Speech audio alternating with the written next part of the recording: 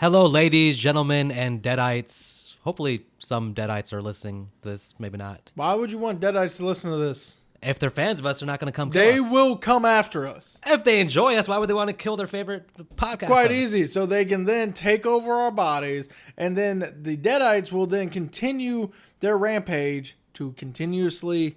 If next week's episode we have your Deadite voices, just hit stop, and maybe call the local authorities. Why not Agent J and K? I don't think Will Smith's going to come help us. So Oh.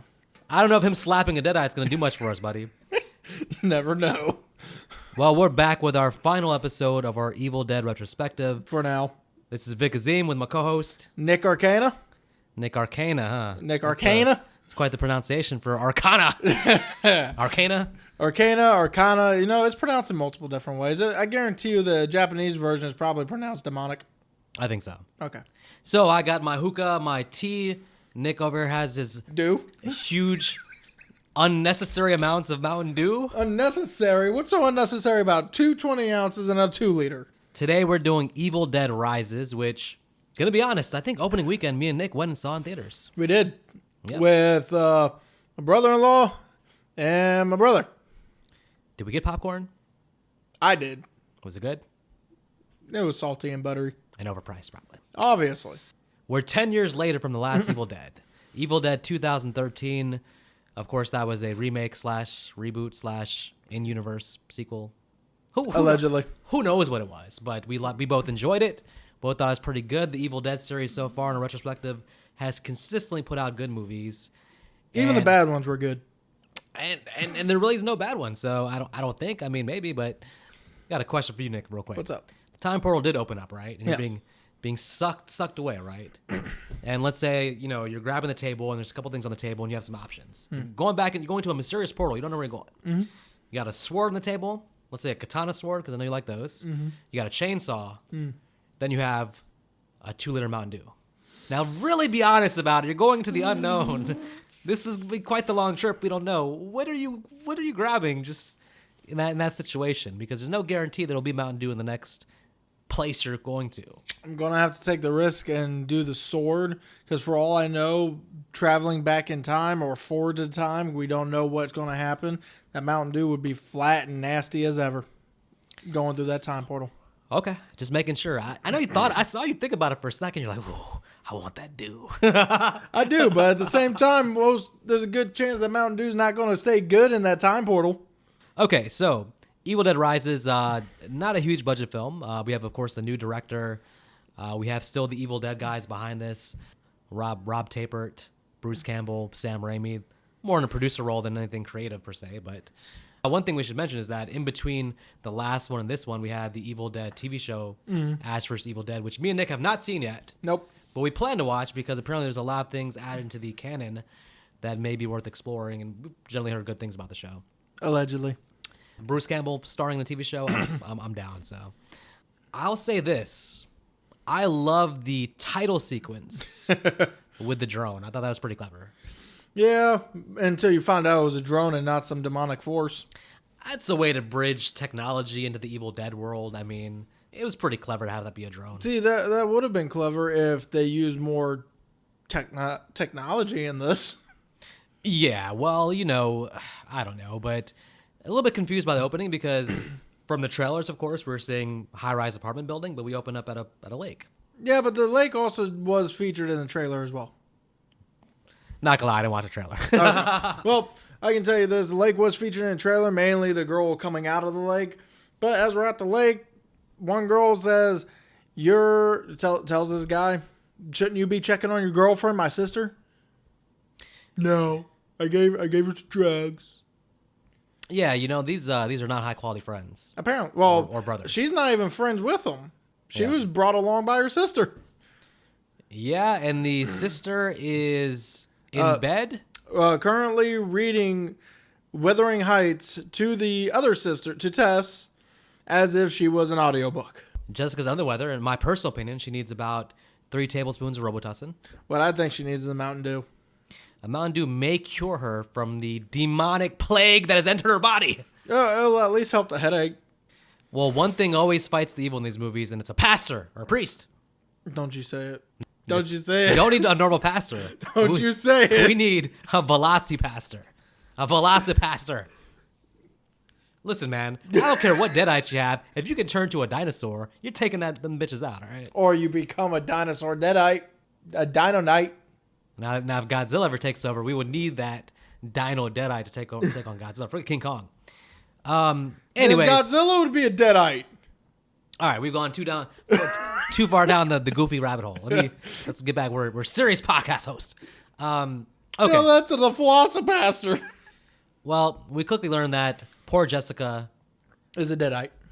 and she makes quick work of. She doesn't really do any real work. She just gives Tess a nice little haircut. What does she do to the boyfriend? After Jess puts the drone to her face, the boyfriend jumps into the water after him, and she rips off his head and throws it out, and the rest of the body, I'm assuming, got eaten by a shark. I mean, he could have a worse day. I mean, he could have felt whatever happened to him. Yeah, true. There's a good chance that she ripped his head off real quick, and he didn't feel a damn thing. Okay, now this begs a serious question. If your scalp is taken off, can you still survive? You could still survive. CPR? First aid kit? Well, it's not like you're Band-aid? dead. Yeah, but how I long? mean, she was still alive. Yeah, but how long does she have to live, though?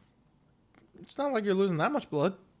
So you The think real question I'm wondering is, how did her scalp come back? True. Fair Because point. she was walking. I don't know, audience members, please answer me this. She was walking, when she's walking on the dock after her hair got scalped, all of a sudden it's back. I don't see bone. I just see hair back over the scalped area. Did she like play with her hair to try and move it over the skull like a comb over, or? I don't know. Which is weird because when Jess then appears on the dock, she has the scalped head in her hands. Yeah. Huh.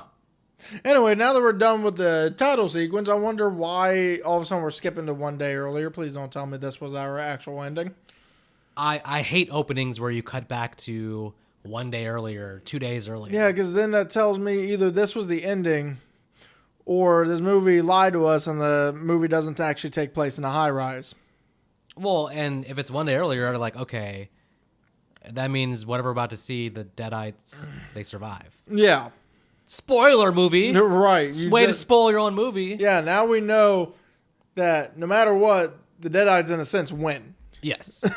So we'll talk about that and then the ending later on to see if there was any purpose in it. Here's a real question: why that 1 day earlier doesn't make sense to me.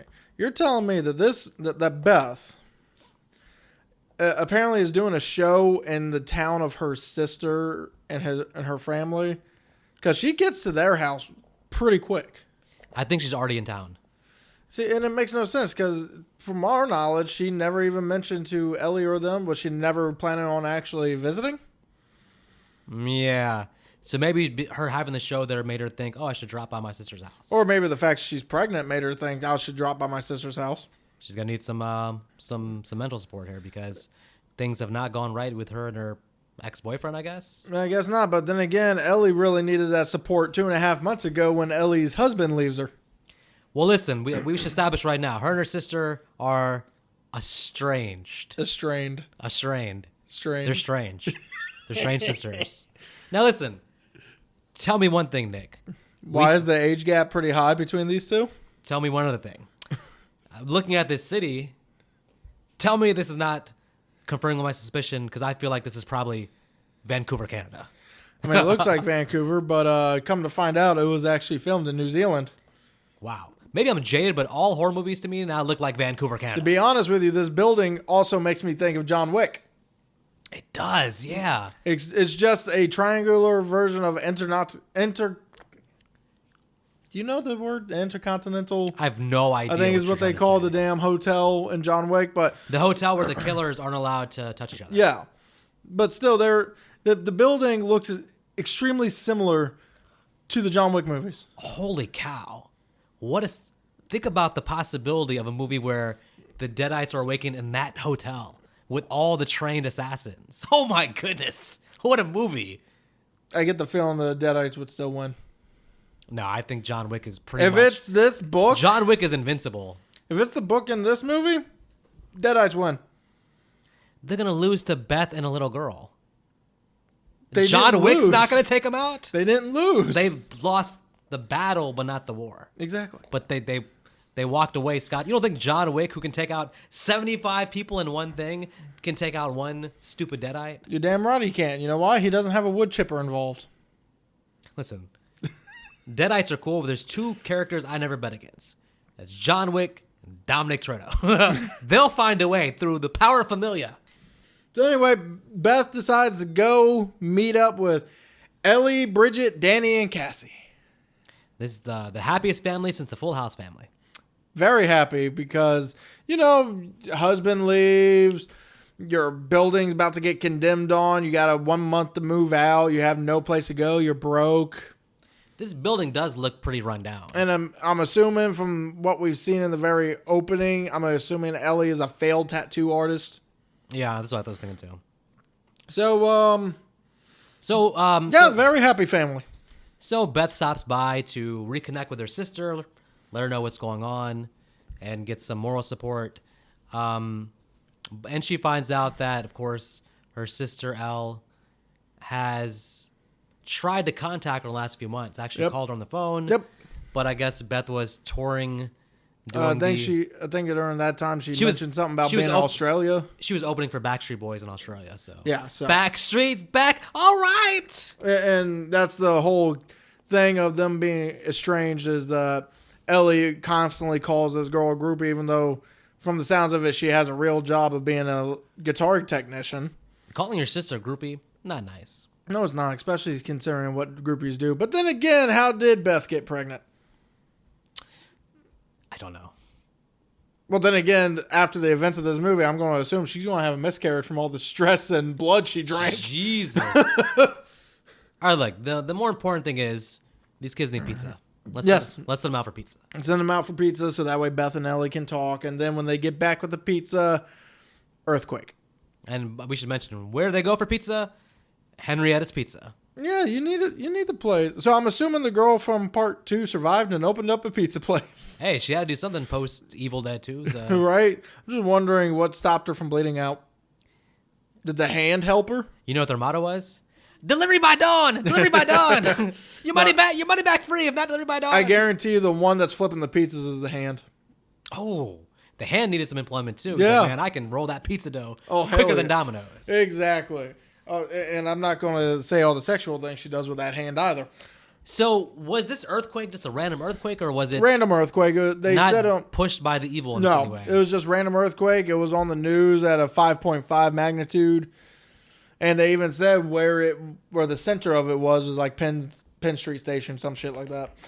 So it's either an earthquake, normal one, or Demon Freddy's trying to cross over into our world.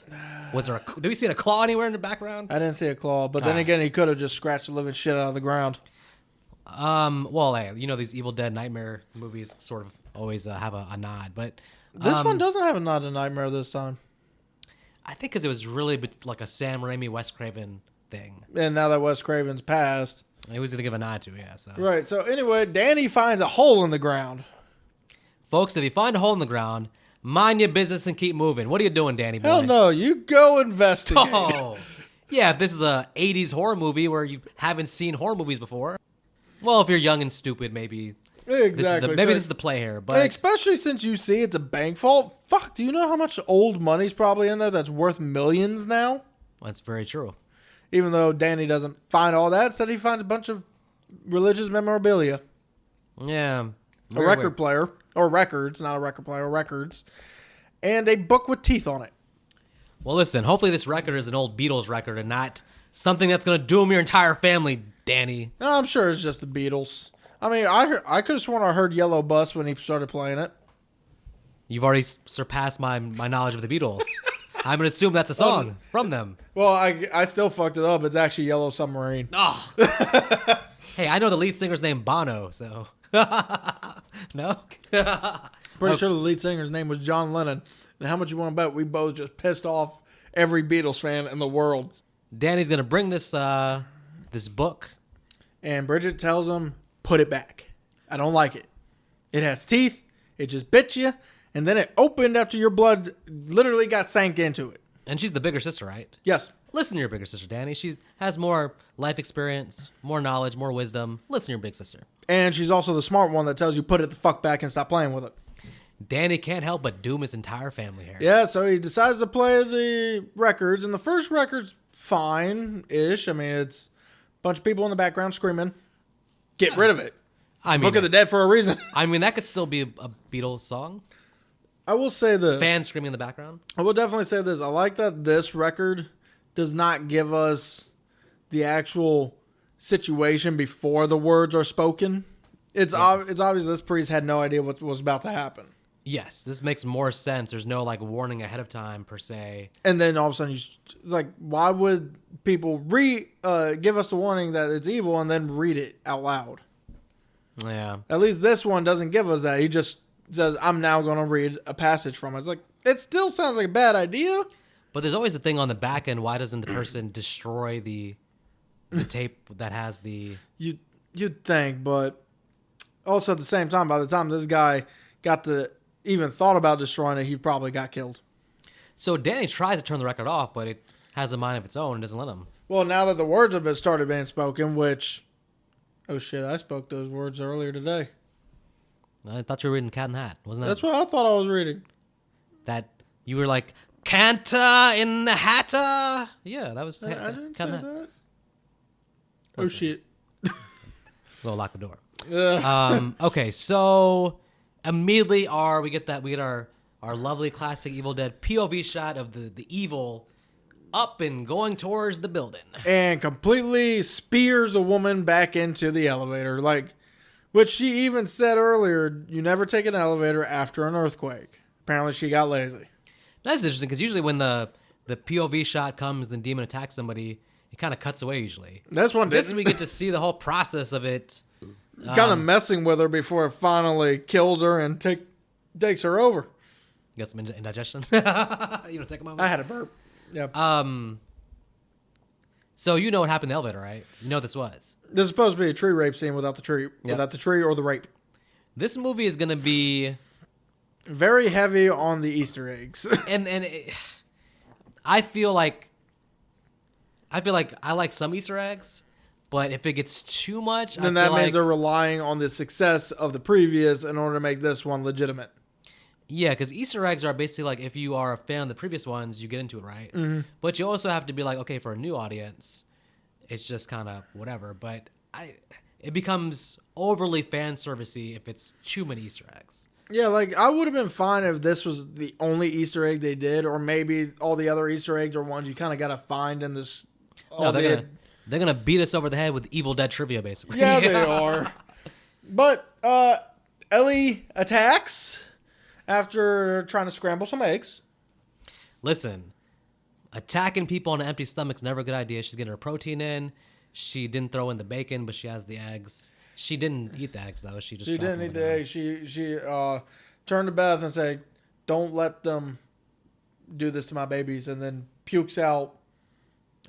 I don't know what she puked out. I'm guessing bone marrow. If she would have ate it, it was going to be bloody and over easy. So yeah, never eat bloody eggs, people. No. That's actually bad for you. You would die. So finally, the movie picks up a little bit. Danny reading or playing the record. It's about a half an hour in the movie. Evil Dead movies typically are relatively short and to the point. I mean, usually you're into the action pretty quickly. It kind of feels like a slow burn right now. Well, I mean, it has to. It's still trying to give us characters. That no one cares about until they're demons. I say about that. I mean, all right. Focusing on this family.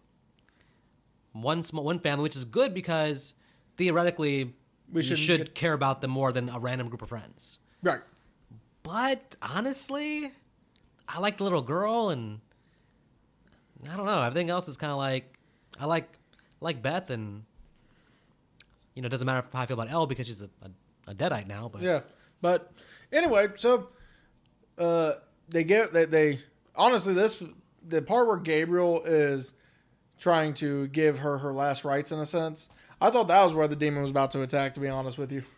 Like, when he was about to say, rest in peace, like, demon just jumps up and goes, yeah, you can cut that shit out now. I thought the religious words was going to piss it off and, like, right. Get it out of here. Instead, it just lets it happen. So I'm guessing the demon is still kind of in the middle of possessing. That hasn't done the full possession yet. I'm shocked that at this point they're still just thinking, oh yeah, like our mom is sick Dead? or something. No, they're treating like the mom like she's still salvageable. Well, honestly, at this point, at least Beth, they all know mom's dead. Even Cassie said you promised mom would be all right. Bridget's Yeah. like, well, I thought she was. So this is before or after they're like, well, if she's dead, let's put her in the bath. Yeah, well, no, they put her in the bath because then her eyes open up, she starts blinking, and they realize she's hot as hell. So then she puts her in a cold bath. Ah. And that bath didn't stay cold for much longer. Nope. Because mommy pulls a spider, screams really loud, apparently, and then falls into boiling hot water. It happens. It happened. By the way, mommy's with the maggots now. I kind of like that line. It's pretty good. There's a few lines in this movie I do like when it's this movie's version of the lines and not them taking lines from other movies. What's the name of the actress that plays Elle? Alyssa Sutherland. I gotta say, she's an amazing Deadite. Once she finally gets to really play with it, be awake, alive, walk around, she's doing so much good stuff physically and so much in her facial expressions and her dialogue. Kills it. No matter what I say about the rest of the movie, one of the best, if not the best Deadite. I mean, she definitely kills everybody in the hallway. Oh yeah. Kills it and kills them. Kills them, and also possesses, forgot her name. Okay, and possesses Bridget. Bridget, the first to go, unfortunately. And I'm just trying to figure out, with everything going on, why did Bridget even attempt to try and talk to this demon after it literally said, "I'm free of all you titty-sucking parasites"? They were kind of like always in separate rooms and stuff, and I was like, no matter what, shouldn't you all just stick together and not like split apart? Well, that way you'd be able to defend yourselves a little better. Yeah, they kind of made it easy for. I mean, I did divide notice, and conquer was very easy here. I did notice Beth and Danny stuck together because, in a sense, one was the adult, the responsibility. Danny, I guess, was supposed to be the muscle. Yeah. But yeah, I mean, to be honest with you, I look at Bridget, and I'm thinking Bridget could probably beat the shit out of Danny. Why isn't Bridget helping? Instead, she sits there like a golden goose for this Deadite to eat. What's the little girl's name? Little girl's name? Not the actress, but the character. Cassie. Let's talk about Cassie opening this door for Mommy. So. Okay, so you hear Mommy's voice outside. Yes. Let's establish one thing. Cassie's probably, 7, 8 years old? Yes. She's not a toddler. She's not 2. No. She's has reasonably sound mind. Yep. So far, the movie seems like a very intelligent, well-mannered kid. Yep. She's seen everything going on so far. She's seen, mommy die, mommy come back to life, mommy turn to a demon, mommy make bloody scrambled eggs with no bacon. Yes. How dare you not make bacon? I mean, she probably would have made bacon with Cassie. For me, I guess that'd be turkey bacon, but that's besides the point. Or human bacon. Oh yeah. Well, There's nothing in religion says you can't eat human. Can I have some? So what's the sauce that Hannibal Lecter? Can I have some something sauce? A1 sauce? Whatever he has with like the kidney beans, whatever. That would have to be barbecue if it's kidney beans. All right, let's move on, Clarice. All right. What? Did you really actually say the passage? I said 3 words. That car needs some grease on its axles. Oh yeah, there you go. Okay. You hear Mommy's voice. Yep. You slowly make your way towards the door, as Cassie does. I got a couple problems with this scene. Mainly that, first of all, Cassie, having seen everything that happens, she's entertaining the idea of opening the door. Yes. That alone is a little bit like, well, I think she's smart in this, but she's being manipulated by Mommy's voice. Yes. And she's still young, so she still wants mommy. Okay. Open the door, Cassie, that's fine. Manipulated by her voice, that makes sense, writing-wise, story-wise, I buy it. But they have her in one moment both show her intelligence and then make her into an idiot. She's a little kid. She can't be an idiot. She looks into the peephole. Yes. Which I'm like, hell yeah, Cassie, look outside, see that it's not your mom, and then decide not to open the door. She looks outside for reason to confirm, is that my mom? Should I open the door? Once she looks outside, what does she see? She sees freaking demonic Elle looking like Velocipasser outside, right? The pure Deadite. Blah! But Velocipaster is not a Deadite. He's a Velociraptor pastor. So Cassie, seeing that, says, okay, and opens the door. You forgot to mention that this woman is easily able to manipulate a 7-year-old into thinking mommy's okay. They should have took out the part of her looking through the peephole, because she's doing that to confirm, should I do this or not? And what she sees should tell her, that's not my mommy. Well, she even said to her before she even went for the lock is, you don't look very good, mommy. Exactly. And go with your gut instinct, Cassie. And mommy had a really good thing to say to that. Nothing a big old hug from you won't fix. My God. Every little kid wants the love of mommy. All right, look. Thankfully for Cassie, all her future actions from this point forward is going to redeem herself. But what the hell, man? Anyways. But anyway, so during that time, Bridget is getting fully possessed, spitting out maggots, and eating glass because she doesn't like things in her tummy. I think if you threw in some Chick-fil-A sauce with the glass, probably would have been tasty. I think so. But this is also the only scene that made me cringe. Cheese grater? Cheese grater. Cheese grater was like, okay. Now, it wasn't like gory, but it's just the action of just my brain thinking, ow! Something about it is very uncomfortable. I don't know. Because you're right, it's a cheese grater. It's not like you would think seeing someone get stabbed would be more like, oh, that's way worse. But depends on how they get stabbed. But this one was just, ugh. It's something about like if somebody steps on thumbtacks, for me, that's like, I'm like, oh, he stepped on thumbtacks. But even though it's like the little small prickly things. I think it's also the fact of what the cheese grater does. It grades her skin. So it's just, you see little slips of flesh just flying out of the grater. I'm like, ow! Turning her thighs into Swiss cheese. No, it was her calf. And I'm just also thinking to myself, I'd rather be stabbed. I still rather take the cheese grater. I'd rather be stabbed. Yeah, all right, well, deathly blow versus cringe, but you'll survive. Yeah, but I'm also going to be limping the rest of the movie. Which somehow this woman doesn't limp for the rest of the movie. Yeah, she kind of, as bad as it looks, she shakes it off pretty quickly. Right. She does a quick stretch. Maybe we missed the off scene where she poured some Robitussin on it. I don't know, but all I know is Stephanie saves the day. Yep, here we go. With the little girl seeing evil sister running towards her, and she just points the sharp part of the stick up. Killing your sister that way has to be traumatic. But was it her sister, or was it just... Oh, I don't think it was her sister, because her sister walked it off pretty easily when she got back up. This is true. Well, they get the bright idea to... listen to the third tape. Because you need more information here. And we as the audience also would like to get some more insights on... Now, the tape, we should mention, whoever this priest is who's talking, it's the year 1923 that he's in. He started by saying in the initial tape that he's going to read a spiritual resurrection passage. I don't know why this guy was doing that. Because he wanted to. And he was ignorant to what the fuck he was doing. Now we're going to get the back end of him basically realizing that... he did a doo-doo.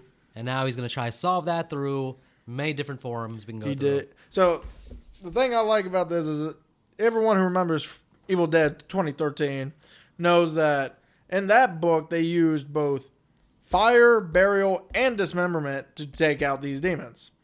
Yep. And this one, fire and burial, he already put that out the table in like his very first sentence. Further down the line, he says the only thing that seemed to work was dismemberment, and then he's like, oh, that didn't work because they're still after me. Right.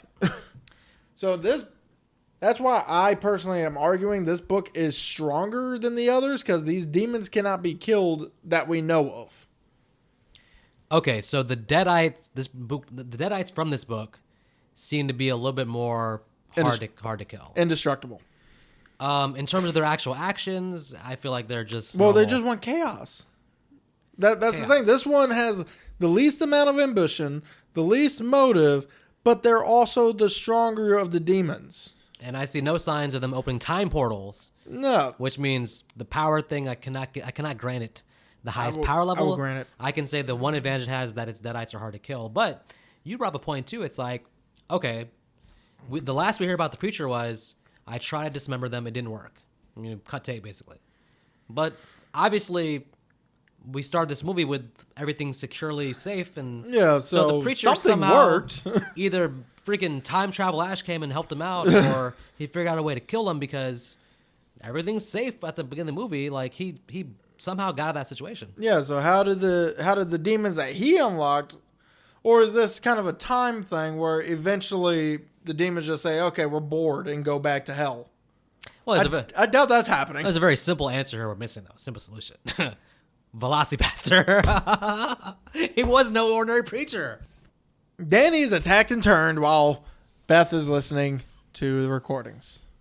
Danny stabbed twice. Once in the damn chest. And also given Puked on.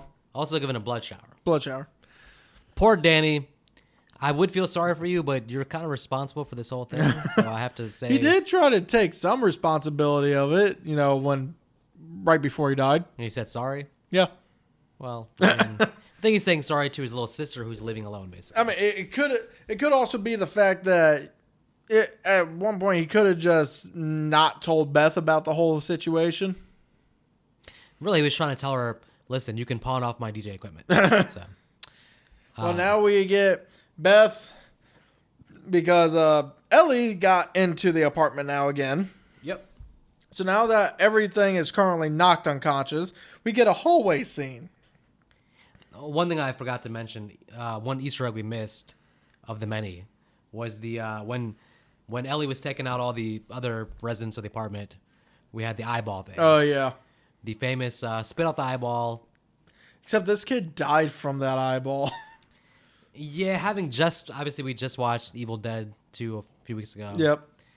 I don't know. That seems like a little bit much, but this hallway scene, yeah, they're going there. It's definitely very heavy on the Dead by Dawn trope. Ah. Dead by Dawn. Well, this was they'll push it over the line, turn it into what I was talking about earlier in terms of like too many Easter eggs. Dead by Dawn, like, yes, we've seen Evil Dead 2. That's just fan service. Well, another thing, but I feel like this was a pretty decent Easter egg is that we also skipped over was when Ellie was attacking Beth, had her in a chokehold, and said, "I'm going to swallow your soul." And then they changed it up a little because Beth is pregnant. So she starts smelling her stomach and goes, "Two souls." 2 souls. And again, the actress Alyssa Sutherland does an amazing job making this character creepy and intimidating. Swallow Your Soul is justifiable because it's right there with the POV shot of like it's classic in all the Evil Dead movies. So, I don't blame it. This ending in the parking garage. Well, do you want to talk about the bloody elevator first? Yeah, I had heard beforehand that this movie was gonna have like the most blood ever. It was all saved for this scene. Yeah, right. I didn't know that. I thought it would be spread out through the movie a little more evenly. But You'd think, but then we get a Shining reference with them crash landing on the bottom floor. Yep. Blood going everywhere, and I'm just thinking, did y'all? As much as I love The Shining, did y'all really need that?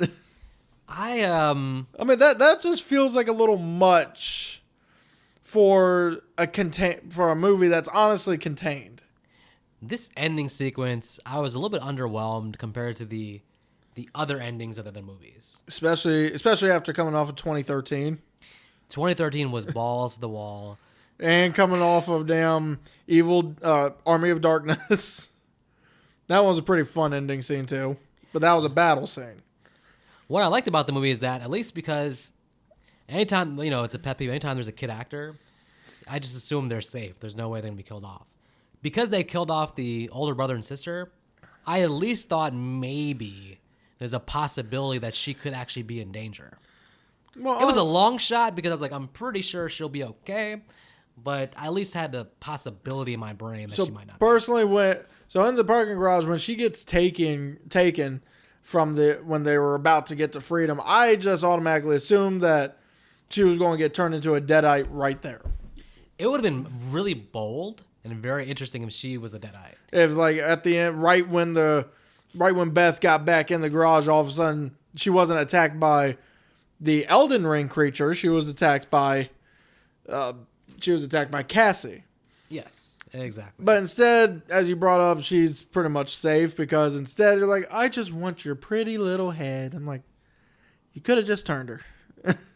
Now, what do you think about the other thing I was going to say is that what I would like the little kid to have done, I would have liked also would have kind of been kind of bold is the little kid picking up the chainsaw and using that to actually Instead of Beth. because you have the irony of like, or you have the devastating thing of like the little girl's killing her family, Yeah.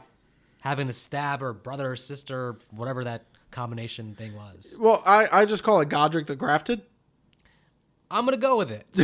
So stabbing that, what you said, I think the little kid getting the action would have been That would have been pretty neat. bold. That would have been pretty good. But at the end of the day, this was still a sister versus sister type movie. So we still needed that final one-on-one between the two sisters. We need demonic L to call her sister a groupie one more time.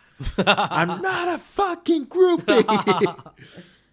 You're right. She's a guitar technician, and now she is Ash, gender swapped Ash.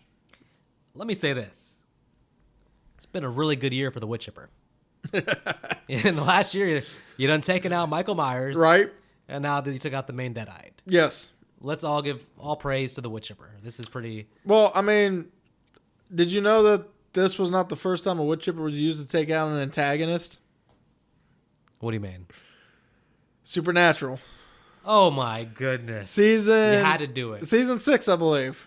It was following Bobby, and he fought this vampire-like thing that he had to stab with a specific type of wood. But he didn't have that type of wood, so instead he threw it in a wood chipper. And when Rufus comes in and goes, well, how'd you get rid of it? Wood chipper. Oh, wood chipper beats everything. Listen, here's the thing with Supernatural. It worked. When you go 37 seasons, everything can be a reference to your show because you've done everything over the course of 55 seasons. 15. Uh-huh. Soon to be 60. I'm kidding. What? I'm kidding. Yeah, There's probably a patch in the Necronomicon that would unfortunately bring back Supernatural. Nah.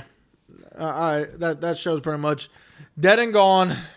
Well, Beth kills the Deadite, and I'm using the word kills loosely here. But Yeah, because enough to get away, though. So they get away. It's the next morning, and isn't that Jessica from the beginning? That was a Deadite. Now, riddle me this, Batman. She casually walks out of her apartment. Yes. She's saying, "Oh, I just got my cell phone reception." She makes the point to say, I couldn't sleep all night. I was awake the entire night. Where the hell was she the entire movie? 20 floors down where she couldn't hear what was going on the top floor. She couldn't hear that? Yes. A huge chorus saying, "Dead by dawn." Yes. Guns going off. 20 floors down.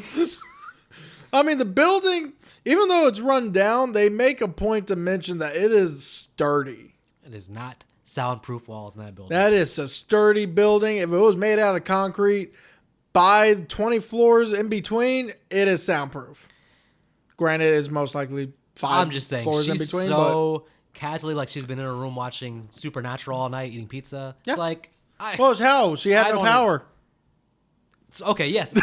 So in sitting in complete silence, she's not like, "Hey, there's a massacre going on upstairs."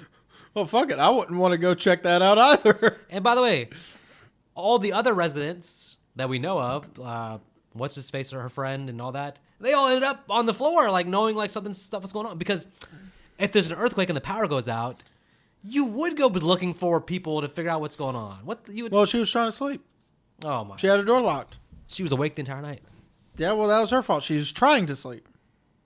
She deserves what she gets here. Yeah, she gets possessed by what I'm assuming is our main villain that got thrown in the wood chipper, but its spirit was released from its mortal bonds. But in order to continue causing chaos, it still needs a mortal body, so it jumps into her. That's my theory. I'm just gonna say it. I hate this whole wraparound opening ending thing. Well, so do I, because it shows us that the evil wasn't actually destroyed in the beginning. It's like, well, now we don't need to watch the fucking movie. I've been trying to figure out like what would be the purpose of that. Like, I guess maybe setting up a sequel, but Well, they could have done. It's a confusing thing. Like, if you could have done the same thing, but just have it at the end, take out that beginning part. Yeah, exactly. Put the beginning as the end. Well, or just not even have the beginning. But then again, as you brought up, it takes 30 minutes for them to actually read it. If you left that opening away, then it would take about 25 minutes before we get to the opening with no real action in between. That beginning lake thing, if that's the ending, you leave the theater on kind of like a high note. Yeah. The way they end it here is just like confusing and weird and makes the audience like, huh? Like they get it, but they're like, what was the point of that? I mean, I even told you in the theater when I saw that one day earlier, I was like, we just watched the fucking ending. Yeah, of the possible ways you could have gone to the lake there, you chose the most convoluted way. Yeah, possible. so anyway. So let's get to our final ratings here. Our final rating, of course, folks, as you may or may not know, we rank our movies on a 4-star scale. And curious to see what Nick ranks it, because I call Nick Demolition Man because he is like the harshest critic in the history of humanity. So hold on. If I'm Demolition Man, does that make me Sylvester Stallone or Wesley Snipes? I'm Simon Phoenix. I'll go first, actually. Okay. So I have mixed feelings about this movie. I do think it's very well made. I do like the special effects. I think that the actress who plays Elle does an amazing job. I also think that the actress who plays Beth did an amazing job. And I even think I'm usually not a fan of child actors in horror films, but I think the little girl Cassie did a great job also. So those would be my positives. I think that the movie's entertaining. It's definitely watchable. The negatives would be that, we didn't talk about this much, but the idea that taking out the cabin setting is a good idea because you want something new and fresh. But we see this high-rise apartment building, and we're only going to use basically the one apartment. So you're still in one small interior. What was the purpose of the apartment building? So I didn't think they made the most of the setting here. And I don't know, man. The Evil Dead series trying to add character development, I think it can work, but I still didn't feel a connection to them by the time all the chaos started. I didn't necessarily care about the characters. And I think that's the whole point of having the family, is to care about them. But it just wasn't enough time, even though they took time with them, but nothing I learned about them, really. So it's a mixed bag for me. I think it's entertaining for sure. If you're going to do a movie 10 years later, I feel like it should introduce something new to the franchise, something fresh, do something different. It felt very tame compared to the 2013. It doesn't feel like a balls-to-the-wall sequel. It feels like kind of a middle ground one. So, unfortunately, I'm going to have to give it 2 stars, which is not a bad rating, but everything else in the series for me has gotten at least 2.5 stars. So I do think the series has still remained its consistency as, you know, a good quality series. And I look forward to future ones, but this one fell flat to me, 2 stars. So I'll go with what I liked as well. I did like the two main actresses, Alyssa Sutherland and Lily Sullivan. I really want to see them in other movies. Yeah, same here. Nell Fisher as Cassie did a pretty good job, especially for a child actor. The others were one note, kind of blandish characters you don't really care for. Another thing I did like that they got us out of the woods, but they did not use the setting properly. You give us a high-rise setting, but then you don't even give us a ceiling scene? Come on, give me a rooftop scene. I don't care. You can have them sitting there, Beth and Cassie just jumping across rooftops while Godric the Grafted is chasing them. That'd be nice. Don't actually do that. That would have been corny as hell for this kind of movie. But that's really about it. There's way too many Easter eggs for the first Evil Dead that makes me think that you don't think this is a legitimate movie.